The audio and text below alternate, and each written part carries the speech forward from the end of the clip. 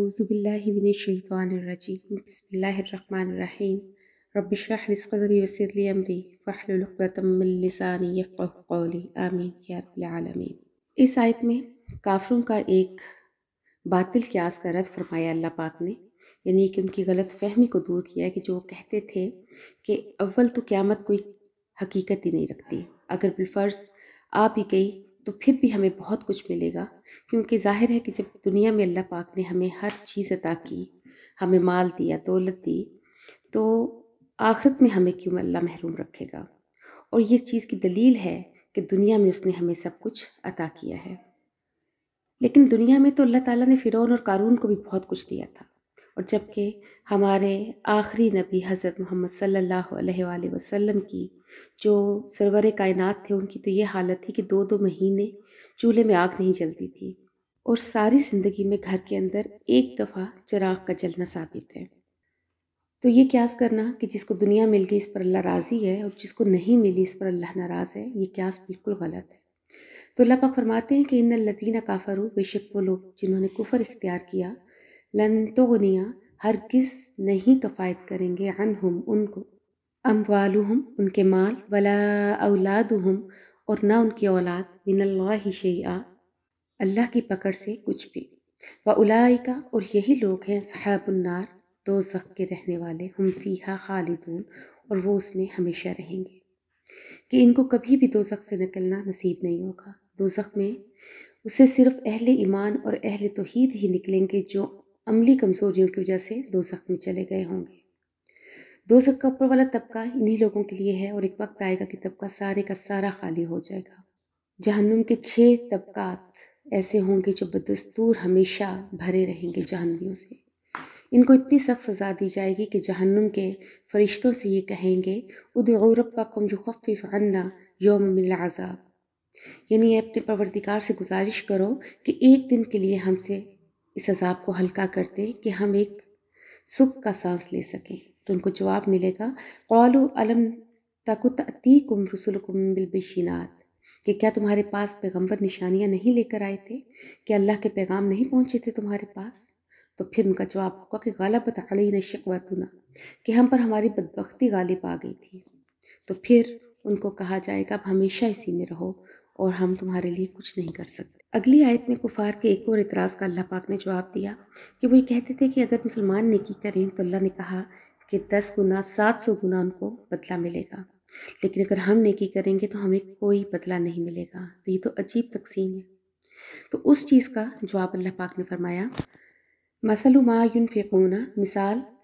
उस चीज़ की जो वो खर्च करते हैं, फ़ी हाज़िहिल हयात दुनिया, इस दुनिया की ज़िंदगी में, कमसली जैसे मिसाल, रिहिन उस हवा की, फ़ीहा सिर्रुन कि उसके अंदर सख्त ठंड हो, अस्क़ाबत हरसा और पहुँची हो उस खेती को, कौमिन उस कौम की खेती को, ज़लमू कि जिन्होंने जुल्म किया अनफुसहुम अपनी जानों पर, फ़अहतलकत बस उस तेज़ हवा ने जो ठंडी सर्दी थी उसने उस खेती को तबाह व बर्बाद कर दिया। जैसे पहले भी मैंने बयान किया था कि हमारे अमाल की शर्त के लिए 3 चीज़ों का होना बहुत ज़रूरी है, ईमान, इखलास और इत्तिबाए सुन्नत। कि जब आप अपने अमाल के ऊपर इस खालिस ईमान की चादर को, आपके सुन्नत की चादर को तान लेंगे तो आपके अमाल अल्लाह के यहाँ कबूल हैं, वरना उन सब अमाल को कुफर और शिर्क की आंधी बर्बाद कर देगी। आगे है वमा ज़लमहुमुल्लाहु, और अल्लाह पाक कहते हैं कि नहीं जुल्म किया इन पर अल्लाह ने, वलाकिन अनफुसहुम और लेकिन उन्होंने अपनी जानों पर यज़लिमून खुद जुल्म किया है, कि उन्होंने अपने अमाल को, अपनी नेकियों को ईमान, इखलास और इत्तिबाए सुन्नत से महफूज नहीं किया, और इस वजह से उनके तमाम अमाल गारत हो गए। अब अगली आयत में अल्लाह पाक ईमान वालों को हुक्म दे रहे हैं कि बदअकीदा लोगों के साथ तुम्हारा दोस्ताना नहीं होना चाहिए, क्योंकि दोस्ती में नरमी होती है और मोमिन बहुत रहम दिल होता है, जिसे अल्लाह पाक का इरशाद है कि रुहमाउ बैनहुम, कि रहम दिल हैं आपस में, यानी एक दूसरे के साथ मोमिन बहुत शफकत करने वाले होते हैं। जैसे हदीस पाक में भी आता है कि मोमिन की शान ये है कि लोग इसके करीब हों, इससे नफ़रत ना करें, यानी मोमिन इखलाक के लिहाज से, बोल चाल के लिहाज से और अपने बर्ताव के एतबार से ऐसा हो कि लोग उसके करीब आएँ, برے معاملے والا بد اخلاق کہ لوگ اس سے بھاگیں، اس کو نبی پاک صلی اللہ علیہ وآلہ وسلم نے کہا کہ بدترین شخص ہے۔ اور بھی ایک اور حدیث میں آتا ہے کہ مومن بھولا بھالا اور سادہ ہوتا ہے اور منافق دھوکے باز اور کمینہ ہوتا ہے۔ وہ گفتگو اور برتاؤ میں اپنا کمینہ پن نہیں چھوڑتا۔ تو چونکہ مومن رحم دل اور سادہ مزاج ہوتا ہے، تو پھر اسی سادگی میں کچھ مومن مسلمان جو تھے وہ کچھ باتیں یہودی منافقین کو بتا دیا کرتے تھے، جس سے نقصان بھی اٹھاتے تھے مومن۔ تو اس میں پھر اللہ تعالیٰ مومنین کو تنبیہ کر رہے ہیں کہ یا ایھا الذین آمنو، اے لوگوں جو ایمان لائے ہو، لا تتخذوا، نہ بناؤ تم بطانۃ من دونکم، رازدار اپنے سوا دوسروں کو، کہ کسی کافر کے ساتھ بھی ایسی دوستی نہ رکھیں اور نہ ایسی راز کی باتیں بتائی جائیں اور نہ ہی ان کے ساتھ کوئی دلی تعلق قائم کیا جائے۔ جیسے ترمذی شریف میں بھی ایک روایت ہے کہ نبی صلی اللہ علیہ وسلم نے کہا کہ کسی کے ساتھ دوستی کرو تو اعتدال کے ساتھ، اتنے گھل مل نہ جاؤ کہ ساری راز کی باتیں بتا دو، بلکہ اعتدال کی حد میں رہ کر۔ ہو سکتا ہے کسی وقت تمہارا دشمن ہو جائے وہ، اور تمہارے راز کھول دے اور تمہیں تکلیف پہنچائے۔ اور فرمایا کہ جس کے ساتھ تیری عداوت ہے وہ بھی اعتدال کے ساتھ ہو سکتا ہے کہ وہ تیرا دشمن کسی وقت تیرا دوست بن جائے، کہ دوستی میں بھی اعتدال ہو اور دشمنی میں بھی اعتدال ہو، کیونکہ لا یألونکم خبالا، کہ وہ کمی نہیں کرتے تمہارے ساتھ فساد کی۔ ودوا ما عنتم، اور وہ پسند کرتے ہیں کہ تم مشقت میں پڑ جاؤ۔ قد بدت البغضاء، اور تحقیق ظاہر ہو گیا ان کا بغض، من افواہہم، ان کے منہوں سے، وما تخفی، اور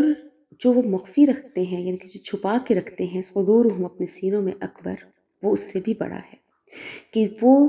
ان کی عداوت اور بغض تو وہ ہے جو ان کے منہ سے ظاہر ہو گیا، ان کے سینے میں اس سے بھی بڑا تمہارے لیے دشمنی ہے۔ قد بینا،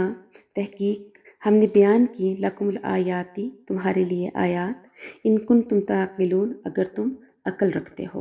ہا انتم اولائی، خبردار اے مومنو، تم یہ ہو کہ تحبونہم، کہ تم ان کے ساتھ محبت کرتے ہو، ولا یحبونکم، اور وہ تمہارے ساتھ محبت نہیں کرتے، وتؤمنون، اور تم ایمان رکھتے ہو، بالکتاب کلہ، سب کتابوں پر۔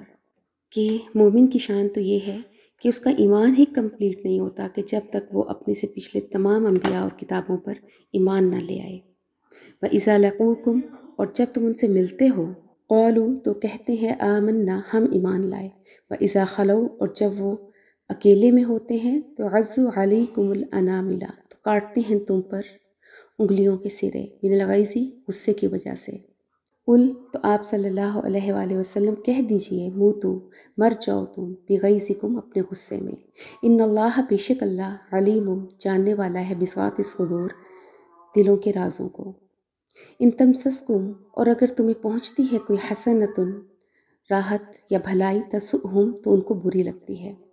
وَإِن تصبکم، اور اگر پہنچتی ہے تمہیں سیئۃ، کوئی تکلیف، یفرحوا بہا، تو وہ اس پر خوش ہوتے ہیں۔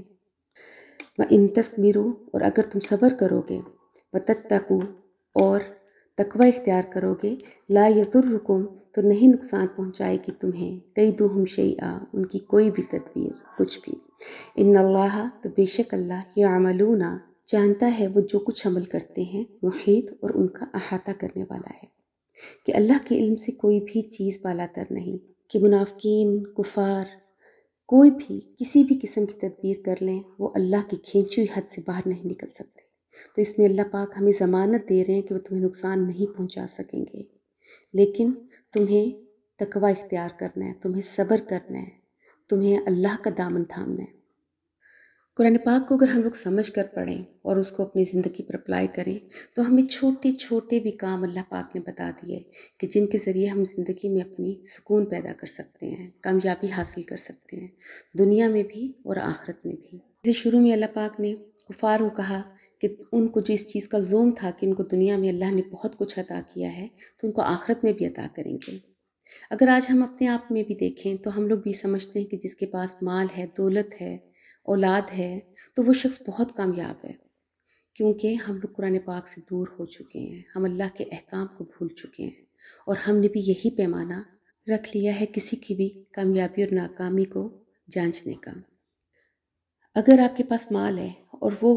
اللہ کے احکام کی خلاف ورزی کرنے میں استعمال ہو رہا ہے، اور اس میں اگر ہم نے اپنے غربا کا، مساکین کا حصہ نہیں رکھا تو وہی مال ہمارے لیے آخرت میں پکڑ کا باعث ہوگا، اور اسی اولاد کو اگر آج ہم نے دین کے راستے پہ نہیں لگایا تو یہی اولاد ہمیں جہنم میں گھسیٹے گی۔ جیسے میں نے پہلے کہا کہ ہمیں اپنے اعمال پر خالص ایمان کی چادر اور آپ کی سنت کی پیروی کی چادر اگر تان لی تو ہی ہمارے اعمال اللہ کے ہاں قبول ہوں گے۔ تو اللہ پاک سے دعا ہے کہ اللہ پاک ہمارا عقیدہ سلامت رہے اور مرتے ہوئے خالص ایمان کے ساتھ ہماری جان نکلے۔ وآخر دعوانا ان الحمد للہ رب العالمین۔